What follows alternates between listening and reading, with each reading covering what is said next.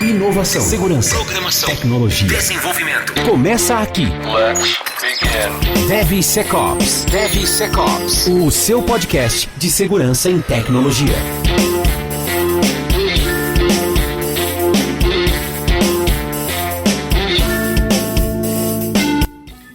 Boa noite, boa tarde, bom dia, depende do horário que você está ouvindo. Meu querido jovem, seja muito bem-vindo a mais um episódio do DevSecOps Podcast. Calma, tô enroscando. São Marcos Santos. Ai, caralho, mano. O cara teve ejaculação precoce, hein? Foi precoce agora. Mas já que você meteu essa, eu sou o Cássio Pereira. Eu sou o Rodrigo Balbino.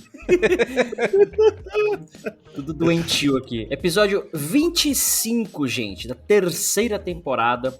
6 de julho está indo ao ar esse episódio. Vale destacar que é a parte 11 da nossa série de 12 episódios do SDL para falar sobre o Security Development Lifecycle.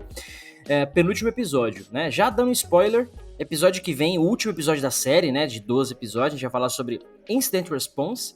Temos um convidado, olha, não há palavras para esse homem. Picudo. Não há palavras para esse homem. E já gravou aqui com a gente, mas não vou falar qual é o episódio para não dar mais spoiler ainda. Mas estará conosco no próximo episódio da nossa série para encerrar essa série com chave de ouro do nosso SDL. Mas Bom, hoje... essa lista de episódio aí bugou, né? Porque ela é o 20º episódio dessa temporada, que é o 93º, só que ele é o 11º do Practice.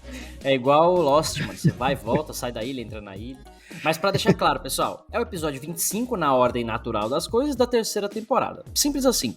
Mas dentro dessa série, dessa temporada, a gente fez uma série de 12 episódios, no qual estamos no 11º. Então, o próximo dentro episódio será do o podcast é o 92º. E né? dentro do geral é o 92º episódio, ou terceiro, alguma coisa assim. Já tô perdido.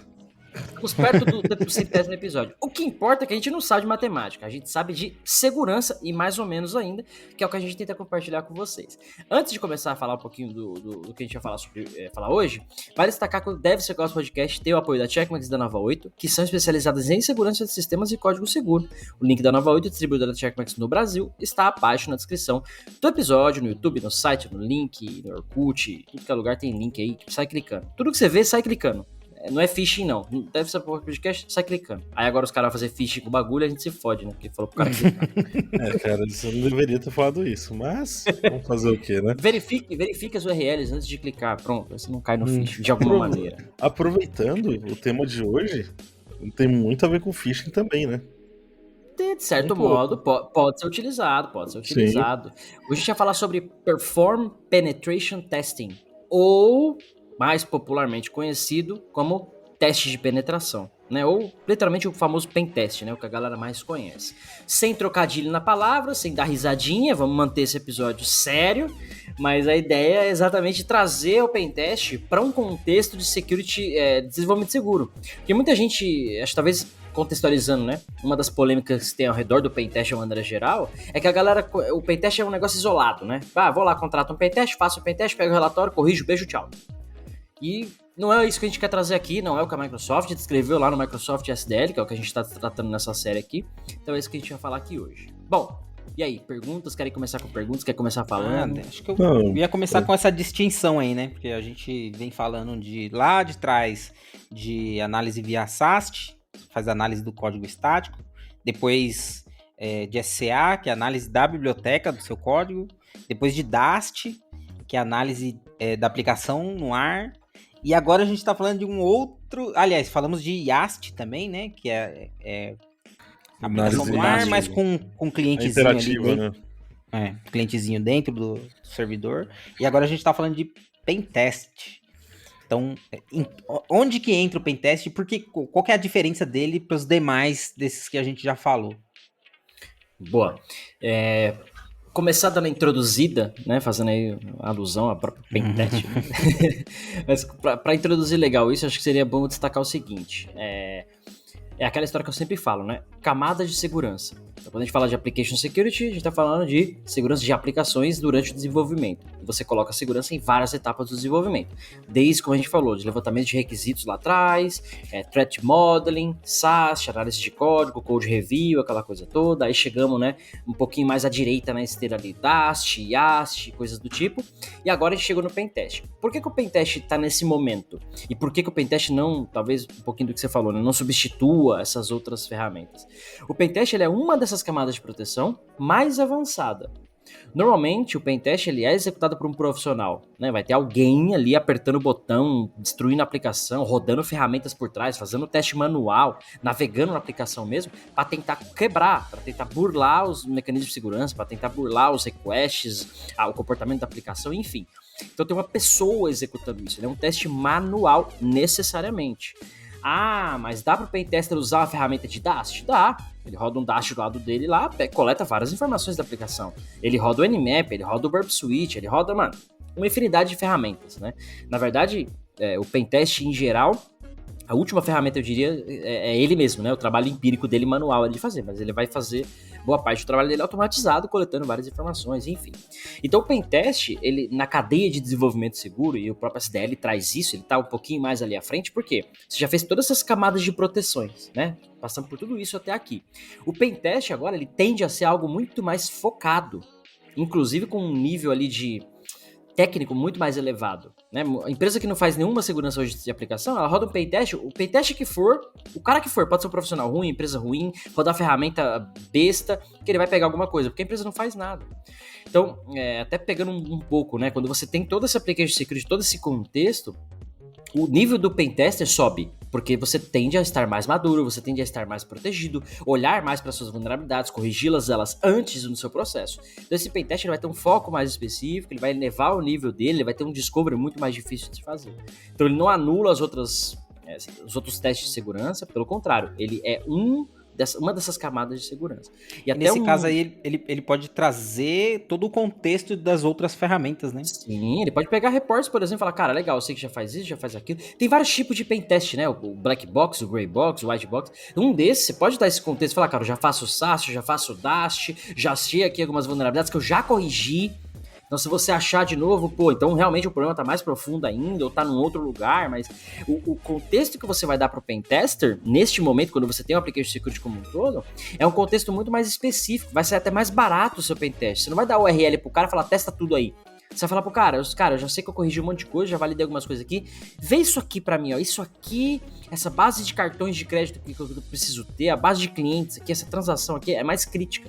Então testa aqui para fazer um pouquinho mais de sentido nessa questão do Pentester, né? Não ficar um cara ali varrendo a aplicação igual um louco, porque você não fez nada no Shift Left, né? O Pentest é a direita. Você não fez nada no Shift Left, então acaba ajudando até a redução de custo nesse momento. Mas só um overview aí, né, do que é o Pentest nesse contexto, né? Fala aí, Marcos. Não, uma pergunta bem simples aí, mas acho que tem uma dúvida, até o Balbino provavelmente ia lançar isso na sequência. Pentester usa DAST, Cássio? Cara, eu diria que sim, né? Eu até comecei falando sobre isso, né? O DAST ele é uma ferramenta para você encontrar vulnerabilidades em tempo de execução na sua aplicação. Simples assim. Ela é, na minha visão, um complemento do Pentester. Então, o Pentester ele vai usar, assim como o DAST, assim como qualquer outro web scanner, um scan de portas, um discovery de domínio, várias ferramentas ali para fazer um pentest, para tentar, né, você comentou no começo, ferramenta de phishing, ele vai jogar um phishing, falando um pouquinho mais de red teaming, né, ele vai jogar um phishing na empresa para tentar pegar uma credencial da aplicação, por exemplo. Então, são várias questões ali que vão abranger o pentest de uma maneira geral. Inclusive, nesse episódio eu queria muito trazer alguém para falar sobre pentest aqui, um pentester mesmo, né, mas agendas, né, e tudo mais não rolou, mas enfim, aqui estamos. Então assim, o DAST ele é sim, olhando pro cinturão do Batman, né, o DAST é um dos tricks ali que o Pentester deve ter. O Pentester é o Batman? Seria o Pentester o Batman? Cara, ele é cheio de ferramentas, cheio dos truques, inclusive ele tem que usar a própria criatividade para burlar a aplicação, para tentar fazer um hack, né, uma invasão ali, então por que não, né? O Batman ele improvisa, né? É legal a gente falar de Pentester e DAST, porque daí a gente vem aquela questão de o Pentester, ele vai fazendo análises evolutivas, né? Então, se ele encontrar possivelmente uma brecha, ele vai evoluindo aquilo ali para algo mais a fundo, né? Então, quando a gente roda uma ferramenta de Dast, por exemplo, ela tem o ciclo dela, e se ela, sei lá, se ela encontrou meia vulnerabilidade, meia, assim, por assim dizer, não existe isso, mas se ele passou por algo parecido, ele só vai rodar a próxima rotina e vai continuar, vai embora. O Pentester não, né? Ele identifica aquilo ali como uma possível vulnerabilidade, e daí ele começa a ir mais a fundo, ele começa a cavar mais, né? Então, por isso que você falou que ele é mais pontual, né? Então, ele identifica algo, e daí o cara vai buscando novas ferramentas, né, se for preciso. Você trouxe um contexto bacana, porque, por exemplo, você rodou um Dast, o Dast vai te falar assim, olha, na URL aqui, seu domínio.com.br/admin, tem um SQL injection. É isso que o Dast vai te falar. É crítico, né, eu usei esse payload aqui, tal. Beleza. O que o Pentest vai fazer? Ele fala, cara, tá aqui sua base de clientes. Porque ele viu aquele SQL injection, ele explorou aquele SQL injection, chegou lá no banco de dados, ele extraiu as informações, falou, cara, olha, porque ele pode até ter feito tudo isso, chegou lá no banco de dados, tem lá dados irrelevantes, por exemplo, dados metadados, qualquer merda, mas assim, que não seja relevante pra nada. Mesmo que você, ainda que você tenha uma vulnerabilidade, o impacto pro seu negócio seria baixo. O Pentest vai fazer isso e vai falar, cara, eu cheguei na sua base de clientes, cheguei na sua base de cartões de crédito, cheguei aqui crítico pro seu negócio. Tá aqui o relatório, tá aqui a informação, então assim, isso é mais que crítico. É isso que você falou, o Pentest, é aquela história, né? Pra quem já assistiu o filme de suspense, né? É um cara que tá... Aliás, vê um... Suspense não, investigação, né? O cara sente o cheiro ali, ele, mano, vai a fundo naquilo, vai a fundo até ele chegar naquele, né, na conclusão de fato. Então o Pentest é esse cara mais profundo, literalmente. O nome já diz, né? Penetrar, né? A alusão, a brincadeira que o pessoal vai fazer, mas literalmente ele vai penetrar o seu sistema. O Dast, ele vai fazer aquela varredura, né, encontrar as brechas. O Pentester vai, através dessas brechas, entrar nelas, literalmente penetrar nelas. Eu costumo falar que o Dast nunca vai ser tão intrusivo quanto o Pentester, né? O máximo que ele vai te falar, ó, tem, mas eu não vou avançar mais do que isso aqui. Legalmente falando, eu não posso. Inclusive, os dois, né, se você parar pra analisar, um você escala, o outro não. Porque no Dast, cara, você bota 500 URLs... Você ia falar sobre isso, Rodrigo? Exatamente. Então manda. Eu ia falar a mesma coisa. O Dast, ele vai receber aquele número gigante de informação, de projeto. Então, é algo que, se você fosse fazer via Pentester, talvez o cara ia demorar 2 anos inteiros só para conseguir passar pela superfície.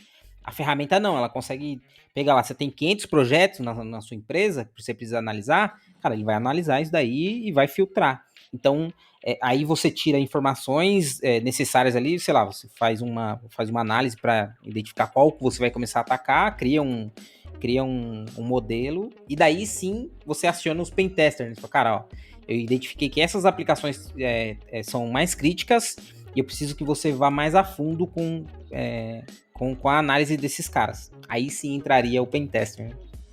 Né? Inclusive o Pentest, aliás, sexta-feira passada eu fiz uma live no meu canal do YouTube chamada The Real Shift Left, exatamente a apresentação que eu fiz da WASP aqui na Polônia, na verdade aqui na Europa, né, legal falar assim, fica mais chique, né, mas um dos pontos é isso, começou a segurança em aplicações com o Pentest, cara, faz uma varredura aqui na aplicação, só que era assim, uma vez por ano, aí melhorou para 2 vezes no ano, a cada semestre. Então, assim, beleza, mas ainda não é legal. E, assim, ainda dá pra fazer assim. Cara, faz um pentest aqui geral, contrata um Red Team, sei lá, mano. Vem aqui e literalmente me penetre. Né? A empresa tem que fazer essa contratação, né? Só que isso vai ser caro. É tempo e é caro. Não custa 40 horas fazer isso. Cara, um Red Team, o cara vai fazer de tudo. Desde o phishing até ataque físico, a própria varredura de aplicações, enfim, uma série de coisas. Então, não adianta falar que o pentest é rápido. Demora, não é que ele demora, naturalmente ele precisa de tempo para ser executado. Só que isso vai custar caro. Que você faça uma vez por ano, 2 vezes por ano nas suas aplicações mais críticas, vai reduzir um pouco o escopo, mas você vai ter mais budget, vai fazer um pouco mais de sentido. Agora, se você introduz o pentest no seu ciclo de desenvolvimento, obviamente para isso você tem que ter essa maturidade de application security de uma maneira geral. O SDL está aqui para te ajudar com isso, né? Já saímos lá do requisito, do Dast, do Threat Model, do SAST, estamos falando de pentest aqui. Então, se você faz tudo isso, o seu pentest não vai ser um cara que faz um scan na sua aplicação inteira. Mas você tem um ciclo de desenvolvimento seguro que a cada deploy você sabe que você está entregando, sabe que está sendo testado. Então, o seu pentester interno, externo, o que quer que seja, cara, valida isso aqui para mim, ó. Sei lá, eu tenho um e-commerce, tô subindo aqui minha página de checkout.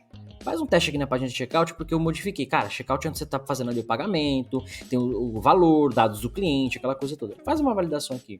Pô, mexi lá no cadastro do cliente. Pô, valida pra mim. Eu mexi lá na newsletter. Mano, você não precisa fazer um pentest de 1000 horas e valor absurdo pra fazer um teste numa newsletter que você subiu uma funcionalidade no seu site. Você faz uma parada mais tranquila, mas num dia você testa isso, né? Bem grosso modo aqui, os pentesters que não briguem comigo, mas com várias ferramentas aí, coisas que o pessoal já usa, num dia você testa uma funcionalidade, né? Eu tô falando de uma funcionalidade, dependendo da funcionalidade. Então, o ponto é esse, é trazer o pentest pro seu ciclo de desenvolvimento, ainda que ele esteja à direita, mas olhando para todas essas camadas, mas que esse cara tenha mais objetividade, mais foco, né? Então você dá normalmente eu aprendi isso com o ex-chefe, né? Você dá o target pro cara. Então, se for mais crítico, você fala, cara, o meu target é minha base de dados. Lá tem coisa crítica que não posso, de jeito nenhum pode vazar. O target é esse, vai falar pro cara, ele vai tentar chegar lá de qualquer jeito, através das aplicações que chegam nessa base, né? Através dos meios que ele conseguir. Ou você pode falar, cara, o meu escopo, meu medo é a base de dados, mas o meu escopo agora é essa tela de login aqui, ó. Opa, então essa tela de login é um escopo, custa menos, demora menos e faz mais sentido, você consegue trazer isso para o seu ciclo de desenvolvimento. Não, legal. E assim, uma outra coisa bacana é que assim, não necessariamente você precisa montar um time de Red Team ali. Você pode fazer bug bounty externo, por exemplo. E pode pagar ali por cada brecha encontrada, resolução, definir um valor ali para cada criticidade. Pra você também ter uma escalabilidade ali, né? Pra não ferrar seu time, vamos dizer assim. Também é uma estratégia que pode ser utilizada. O bug bounty, é o que você falou, né? Ter uma equipe de Red Team seria caro. Contratar também é caro, de certa maneira. Ter um programa de bug bounty pode ser muito mais caro, externo, se você não tem nenhuma maturidade de segurança. Sim. Você vai abrir um programa de bug bounty, falar que vai pagar recompensa, se você nunca rodou nenhum SaaS na sua aplicação, você vai falir. Já era, vai falir, cara. Você vai falir. Aí sim vale a pena, talvez, você dividir o seu programa de bug bounty, até fugindo um pouco do episódio aqui do tema, mas legal você ter trazido isso, fazer um bug bounty em 2 fases. Faz um interno, e aí você vai evoluindo para um AppSec de uma maneira geral, depois você faz um externo, porque esse interno vai te ajudar, de repente, fazer uma premiação, dar um day off pra galera, sei lá. Mas aí vai te ajudar a entender as coisas internas, né? Faz mais sentido. O bug bounty seria o fino do fino, então? Porque geralmente você vê... porque você vê que o processo de bug bounty acontece nessas grandes empresas aí que já tem um nível de maturidade absurdo. E daí, teoricamente, não tem mais vulnerabilidade. Teoricamente, porque o que os caras vão fazer? Eles vão... É aí que nascem os Zero Day, né? O cara, ele vai tão a fundo que ele vai realmente desenvolver uma nova metodologia de ataque, alguma coisa assim, para conseguir invadir. Que daí é simulando o que um hacker faria, né? Eu nunca trabalhei em empresa que tinha programa de bug bounty, tanto interno quanto externo. Mas, profissionalmente falando... sim, é a galera que tem um nível de maturidade. Porque, de novo, se você abrir um programa de bug bounty externo sem ter nenhum nível de maturidade, cara, você não faz um SaaS, você não faz pentest, você não tem Dast, você não tem um Application Security, você não está olhando para suas vulnerabilidades em vários ciclos, cara, é um suicídio, assim. Ou você vai pagar muita recompensa, você não vai dar conta de pagar tanta recompensa, porque vai ter muita coisa, vai ter muita vulnerabilidade, ou vão achar coisa... Isso, dependendo da empresa que você vão vender no black market, vamos dizer assim, e vão te atacar e você tá fudido, entendeu? Em resumo, das duas, uma. Então, para abrir um bug bounty externo, sim, tem que ter um nível de maturidade muito, muito alto, né? O pentest já não, porque o pentest você tem ali um escopo, você tem um contrato com a empresa ou com o profissional que vai fazer aquilo para você, que ele vai achar coisas críticas, ele vai ter acesso a informações confidenciais. Então você faz um valor ali, contrato, confidencialidade, aquela coisa toda. Ainda assim pode ter problema, mas são pessoas, né? Mas na prática isso já inibe qualquer ação criminosa, vamos dizer assim. Inclusive, muita galera de pentest no passado a abordagem era ruim, porque o cara, achei problemas aqui na sua empresa, mandava e-mail, a empresa falava que estava extorquindo, sabe? A empresa até não sabia lidar com isso também e tal.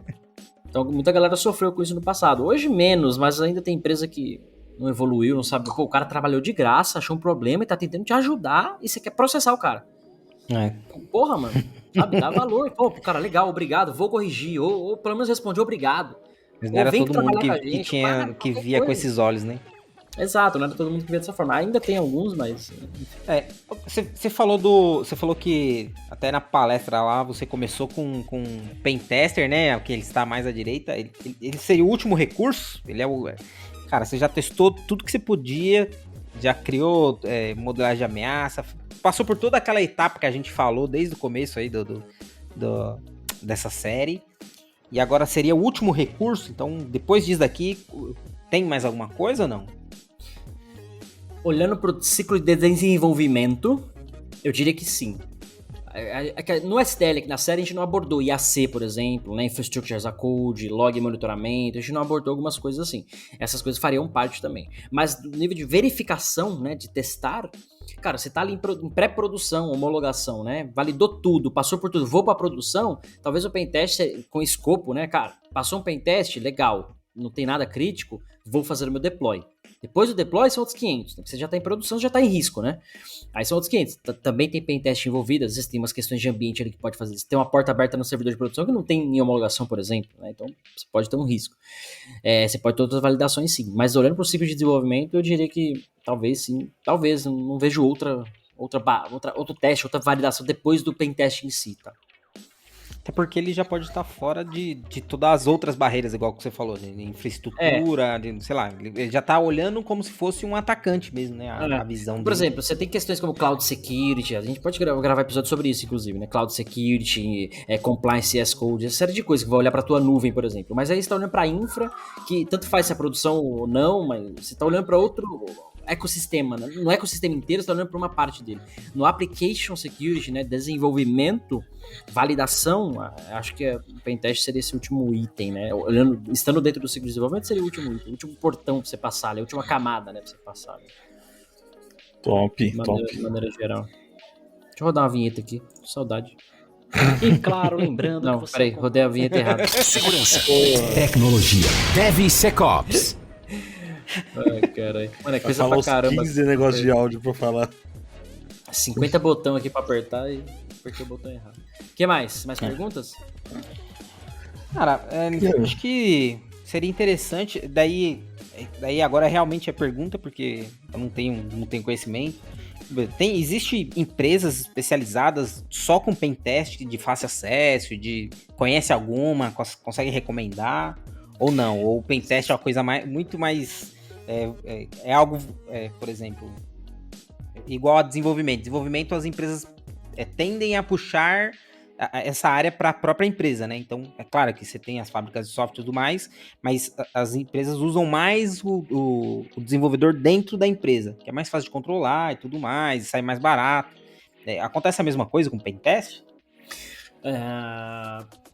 Primeira parte, né? Sim, tem empresas especializadas que fazem isso. Aliás, é um mercado muito bacana, muito bom. Muita empresa procura. Muita empresa procura naquele primeiro cenário ainda, né? De só Star Compliance. Faz pentest uma vez por ano. Então, ainda tem.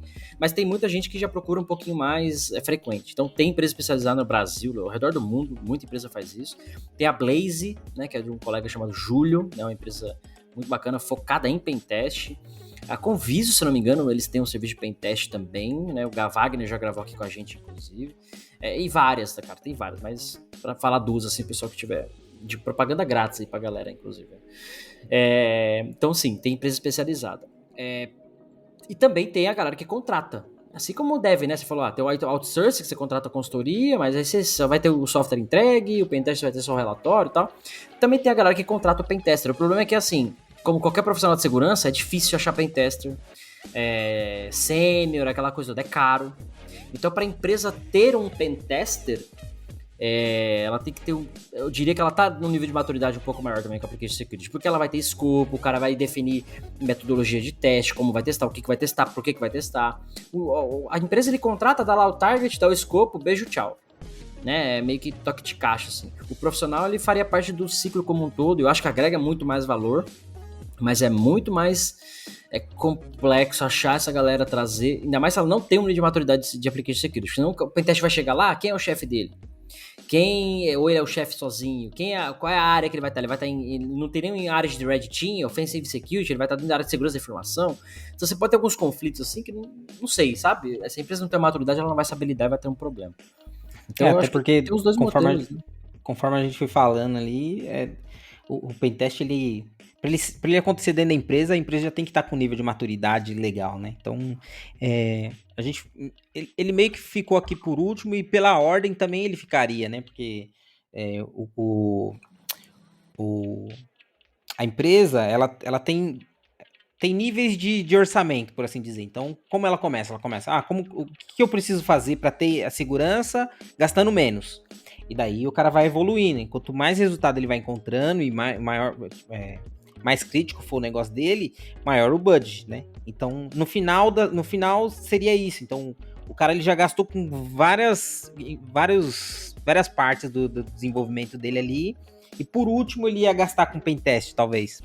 Então, ele fica por último, mas não menos importante também, né? É porque assim, é aquela história das camadas de proteção. Então, por exemplo, você tá assistindo filmes de ação e tal, Missão Impossível. O cara tem lá que entrar num cofre da vida. Mano, até ele chegar no cofre do banco, por exemplo, você já tem você tem que entrar no banco. Então você tem um portão com câmera, com detector de metal, com segurança. Você já tem uns níveis de segurança. Já é difícil passar por um detector de metal você cheio de arma. Ou por um segurança você tem que estar disfarçado. Aí você precisa descobrir onde é a sala do cofre. Aí você entrar na sala do cofre. Que deve ter biometria, que deve ter mais câmera, que deve ter sensor, que deve ter não sei o quê. Aí você precisa abrir o cofre, ter o segredo do cofre. Então são camadas de segurança. É isso que a galera tem que entender. Não é só pentest, não é só SAST, não é só DASH. São todas essas questões para você estar protegido. Então, assim, o pentest por si só, ele olhando para esse desenho nosso aqui, ele é o segredo do cofre lá. Então o cara já passou por várias coisas, mano. Agora ele tá lá no segredo do cofre. Mano, qual é o segredo do cofre? Lembra, vocês assistiram Velozes e Furiosos 5? Os caras roubam, é aqueles que ele carrega o cofre. Pra quem não assistiu, é aqueles que carregam o cofre nos 2 carros. Então os caras invadiram a delegacia de polícia, descobriram onde é o cofre, entraram com os carros lá, arrancaram o cofre físico do bagulho e saíram arrastando com os carros. Depois de tudo isso, eles precisavam ter pegado a digital da mão do cara, feito uma cópia lá pra poder desbloquear o cofre. Então, veja, camadas de proteção. Você falou, olha que da hora, você falou do cofre, eu lembrei teve um episódio que a gente já falou disso, que é o cara, ele consegue invadir todas as suas barreiras, extrai informação, porém você suas informações estão criptografadas. E daí acontece esse caso aí, que é, o cara pegou os seus dados, tá correndo com ele, mas não consegue a informação que tá lá dentro. Você falou, eu lembrei desse. Então, por isso que você precisa de uma camada de segurança a mais.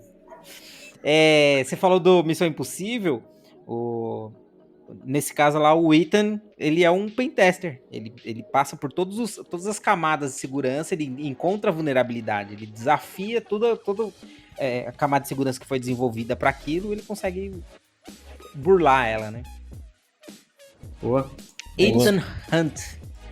Uma Missão Impossível é sensacional. Uma pergunta aqui. Já está o trailer, já lançaram o trailer do próximo, hein? Caceta, mas já acabou de sair. É porque o próximo interrompeu por causa do Covid lá, as gravações e tal. Então, aquele trailer que metade das coisas não deve estar no filme e tal, mas já tem um trailer já oficial. Não, boa. Enfim. Mas uma pergunta pra você, Cássio. Uma dúvida mesmo. Quais são as ferramentas mais utilizadas aí pelos pentesters? E qual é o sistema operacional que eles mais preferem, assim, né? O pessoal mais usa.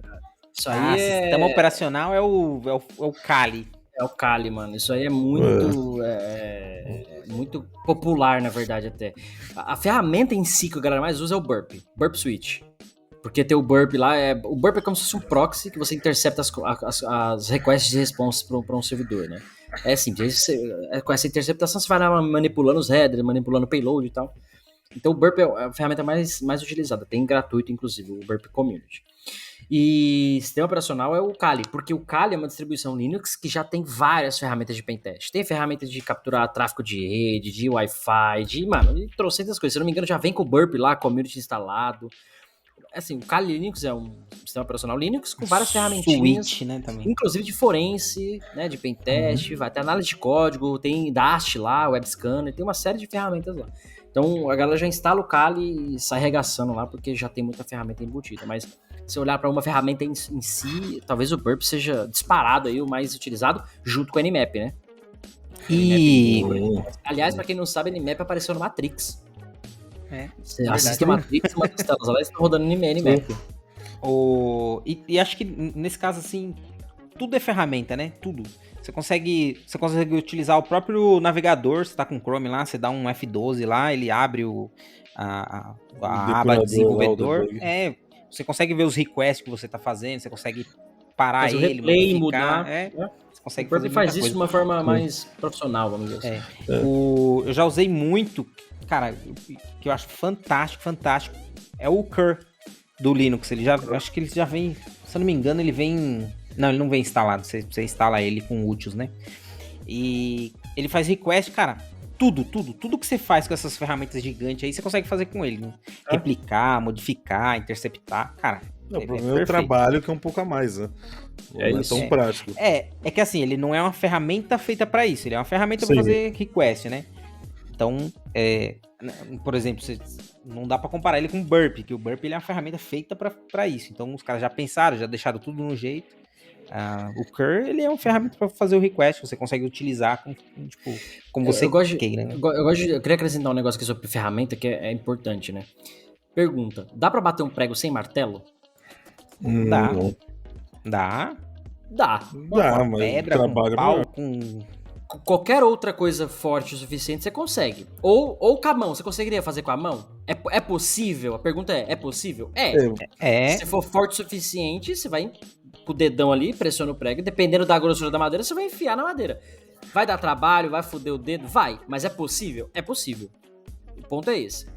É viável? Não é viável. Você vai, de novo, você tem efeitos colaterais ali que não faz sentido você fazer isso, né? Então, assim, aí você vai e usa a ferramenta adequada para aquilo. Por exemplo, um martelo. Bate o martelo lá, bonitinho, né? E ainda assim, se você não souber usar o martelo, você ainda vai arrancar um dedo fora. Então, você tem a questão... Rachar a cabeça de alguém. Matar um. Então, ferramenta é uma parada assim... As ferramentas, elas vão te ajudar a escalar, fazer aquilo de uma forma mais rápida. E é importantíssimo conhecê-las. Estudá-las e conhecê-las. Mas saber o que elas estão fazendo é o diferencial do profissional. Eu uso o Burp. Tá bom, o que o Burp faz? Não sei, eu ponho aqui o URL, aperto, ele vai pro outro lado e volta. Às vezes o cara nem sabe o que é um request e um response, o que é o HTTP, sabe?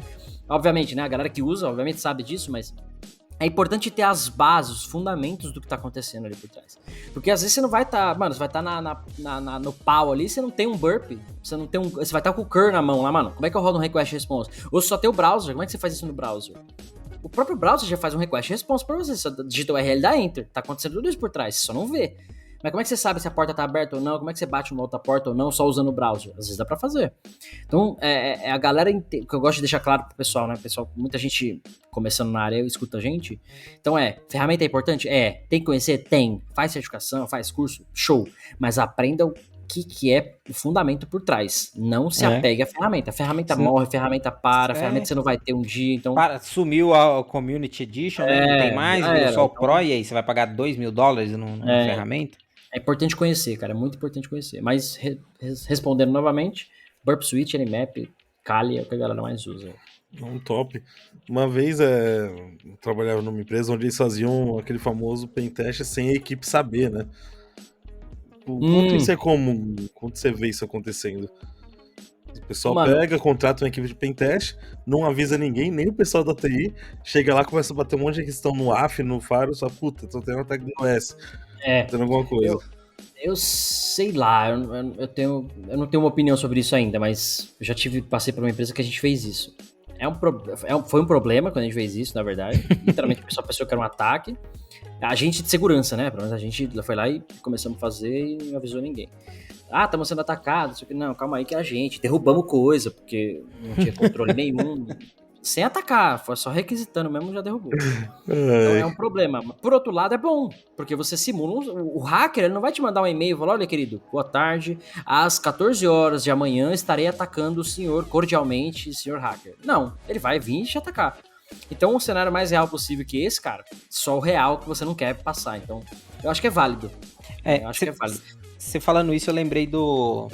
Acho que era a Netflix. Ela... E daí não é na parte de hacker, né? Chaos Monkey. Que eles têm essa rotina de um programinha que ele procura um programa aleatório e derruba ele, vai lá, derruba, bate, sei lá, alguma coisa, pra ver qual que é a resposta dele, né? Então, se a equipe tá preparada para aquele tipo de serviço cair, ou mudar o comportamento. Então, a pessoa vai treinar, aliás, a empresa vai treinando toda a equipe já com aquilo. Então, é uma coisa que... Isso aí tá open source. Aí, quero ver usar. Quero ver usar na empresa. Derruba a empresa inteira.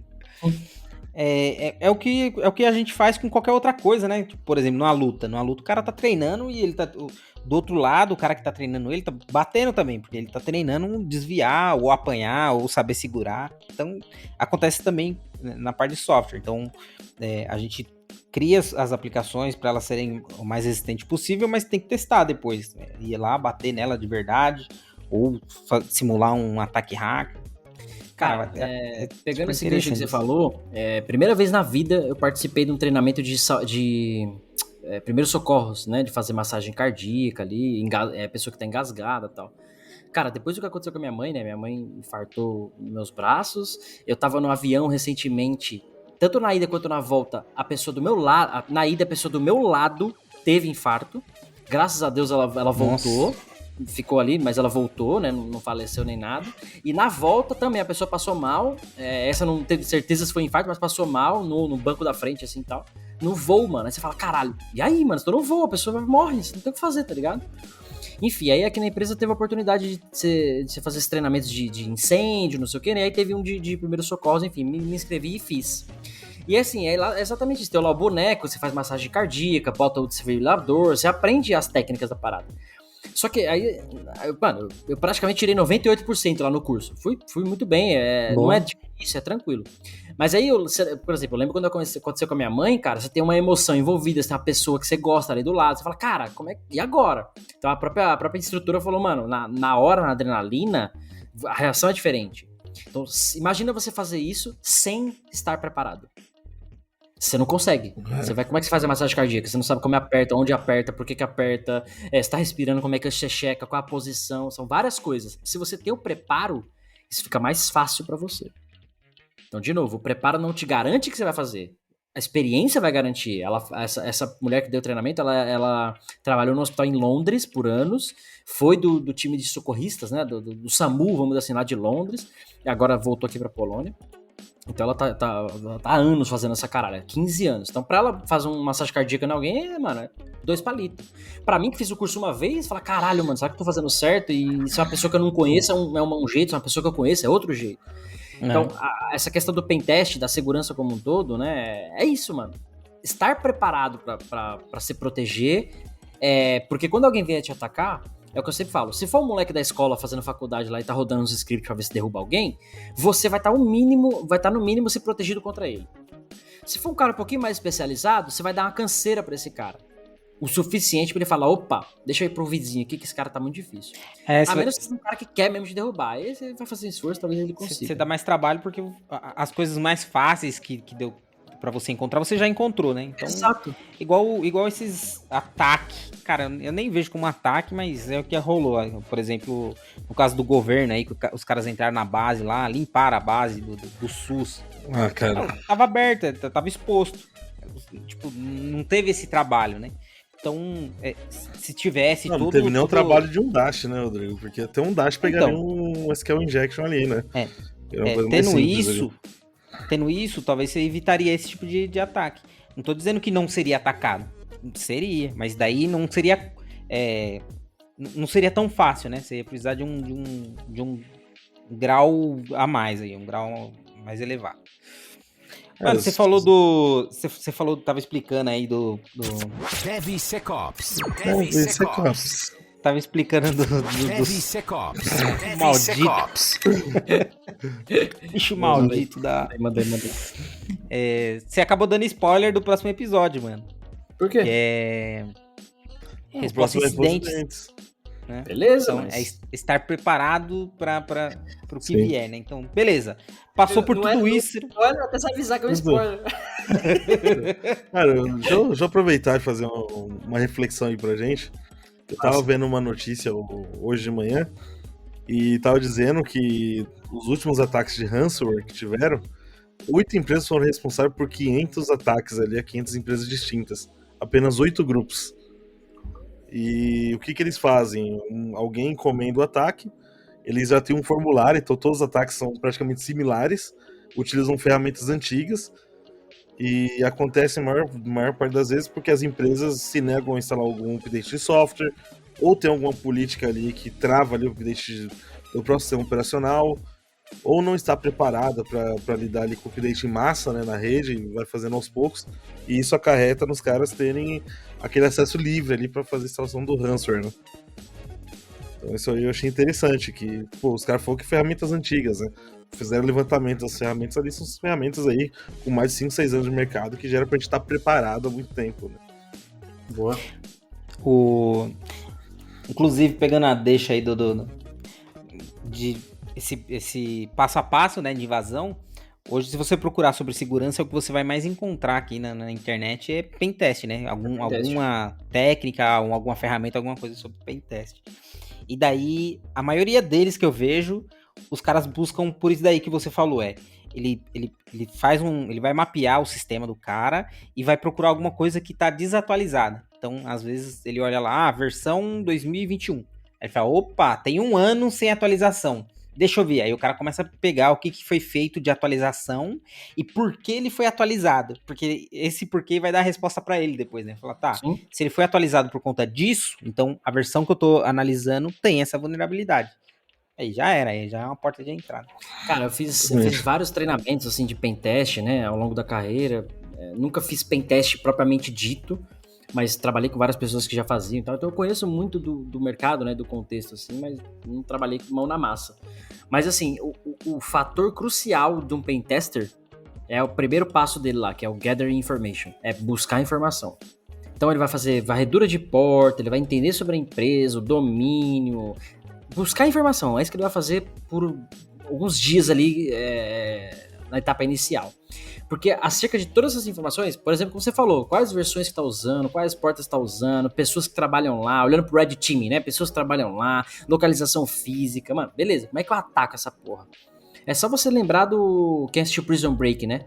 Como é que o cara pensava em escapar da prisão? Mano, você olha pro todo, você quer sair dali, não importa como, você vai sair dali. Ou então o Mr. Robot, né? Quem assistiu Mr. Robot vê que cada ataque que ele fazia lá, cara, tem... E quem não assistiu, não assiste. É totalmente direcionado, é muito legal. Não, eu lembro de um episódio que ele tá, tipo, quase encurralado, aí ele tá com o notebook no colo, ele senta, tipo, tem uns seguranças na sala vasculhando, ele senta meio que desistindo, aí ele olha pro teto e tá a marca da empresa que cuida da parte elétrica, né, tá o nome daquela empresa, mano, ele já busca ali na hora vulnerabilidades, tá a versão da parada que tá rodando, ele desliga a energia do bagulho em 5 minutos. Tem a parte ficcional da parada, mas toda a realidade de, mano, você achar o nome, só de saber o nome daquilo, a planta que você tá, versão que tá rodando, você já, opa, tem exploit, eu vou exploitar. Então ele desativa lá a energia, consegue sair da sala, tal. Então, mano, só o gathering de information é uma parada muito forte. Por isso que parte do application security, parte é lá na prevenção. É você não expor informação demais, não expor mensagem de erro, aquela monte de coisa. Diminuir a superfície de ataque. Né? Exatamente, isso que eu ia entrar, a questão da superfície de ataque. Porque quanto menos coisas as pessoas souberem, né, o seu atacante, o seu inimigo, você já tá protegido aí. Porque ele não sabe nada, ele só sabe o seu URL, acabou, nem que porta-roda, que servidor tem por trás, você não expõe isso. Porque isso dá munição, praticamente dá munição pro seu inimigo te atacar, né, então... Cara, como eu falei, é uma das partes que o cara vai mais usar no pentest tempo é Gathering de Information. Eu dava risada, eu mexi com PHP uma época, né, e até um tempo atrás o PHP ainda informava quando você errava o usuário ou o password. Ele não falava o erro, ele falava, você errou o usuário. Então ficava fácil saber quando você tinha algum usuário correto dentro da base. Você só precisava achar o password. Então era ridículo, mas era engraçado. Bonito, assim. Bom, senhores. Show. Acho que é mais isso, algo? Né, pessoal? Cara, eu queria muito ter trago uma galera de pentest aqui, pelo menos 1 ou 2, mas, mano, a agenda, aquela porra toda, chegou na data de a gente fazer episódio, enfim. Cara, não teve como já fica no radar aí um episódio só pra pentest, né? Eu sempre quis, mas nunca consegui. Aí, tem uma pessoa aqui de fora que eu conheci muito bom de pentest. Dá pra trazer, mas aí vai ser um episódio em inglês, né? Então, vamos ver o que a gente faz aí. Mas sim, queremos trazer um episódio de pentest. Show! Show! Boa. Acho que isso foi bom. Um episódio bacana. Ponha pentest no seu ciclo de desenvolvimento. Mais uma camada de proteção. Sim. Penúltima. Penúltima camada? Não, o próximo não é mais proteção, né? O próximo é proteção, já aconteceu. Já deu merda, já tá fudido, o que você faz? Na verdade, o próximo é um mesclado de prepara antes pra quando der merda. Literalmente o curso de salva-vida, mano. Você faz o curso antes, porque se a pessoa tá lá morrendo, você não vai fazer o curso na hora ali, né? Você já tem que saber. É um mesclado aí, né? Se acontecer isso, qual é a ação necessária pra resolver o quanto antes? Isso. Com um convidado, não perde por esperar. Bom, o que mais? Tem recado aí, Marcos? Tem um recadinho pra Marcos galera. Curte e compartilha. Curte e compartilha. Não, pô, não é assim também, né? Então, vamos com calma. O pessoal que tá vendo a gente aí no YouTube, tem o link na descrição pro canal do Telegram, que agora o Cássio tá alimentando muita informação, praticamente diariamente aí, 2, 3 vezes ao dia tá tendo informação. Canal do Instagram também, tá cheio de box lá, perguntas, dicas, e às vezes algumas coisas interessantes ali do dia a dia. Tem também os nossos canais aí de áudio, né? Spotify, Deezer, Spreaker e aquele caralhada ali que o Cássio fala. Vai lá, dá um seguir também, ajuda a gente pra caramba e dissemina informação. Puta episódio legal. Tem também o canal Discord, também vai estar lá no YouTube, na descrição. E além de tudo isso, compartilha o link ali pra galera e dá um curtir também, se inscreve no canal, né? Boa. É isso aí. Pô, a casa do Marcos tá parecendo aquelas... Olha o bagulho pendurado ali atrás, ó. Pô, é uma câmerazinha que eu coloquei pra ver minhas ratas, velho. E o ventilador tava um calor danado. É a câmera, esse fio. Fio pendurado ali, parecendo... É um varal. Um varalzinho. Muito bom. Quer ver o varal do Marcos? Vai lá no YouTube, se tiver uma plataforma digital. Isso aí. Fechou, pessoal. Eu sou o Cássio Pereira. Eu sou o Marcos Santos. E eu sou o Rodrigo Balbino. Nos vemos semana que vem. Beijos. É mais. Termina aqui DevSecOps, o seu podcast de segurança em tecnologia.